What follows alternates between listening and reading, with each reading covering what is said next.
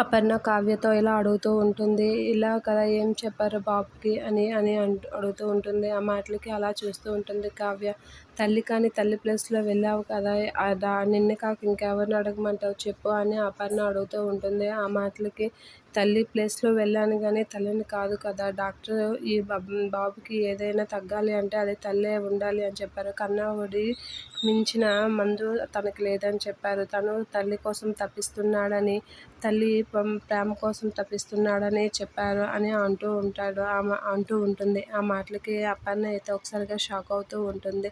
ఇప్పటికైనా రాజ్ తల్లిని తీసుకొస్తే బాగున్ను అని రుద్రాని అంటూ ఉంటుంది. అవును రాజ్, బాబు తల్లి కోసం ఏడుస్తున్నాడు అంటున్నారు కదా, మరి బాబు తల్లిని తీసుకురా అని అంటూ ఉంటాడు. ఆ మాటలకి రాజ్ అయితే ఏం మాట్లాడకుండా అలా చూస్తూ ఉంటాడు.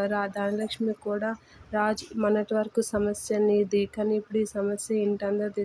ఈ పసివాడికి ఏదైనా అయితే ఇంటిల్లిపాది అందరూ శిక్షిస్తారు అని చెప్తూ ఉంటారు. అయినా రాజు ఏం మాట్లాడకుండా అలా చూస్తూ ఉంటాడు. ఇప్పటికైనా నువ్వు చెల్లించవా అని అపర్ణ అందరూ అయితే అడుగుతూ ఉంటారు. కావ్య అయితే ఇప్పటికైనా తీసుకురండి, ఇప్పుడు కూడా మీరు తీసుకురాకపోతే మీరు కన్నా తండ్రి కాదే కాదని అంటుంది కావ్య. ఆ మాటలు విన్న బామ్మ అయితే షాక్ అవుతూ ఉంటుంది.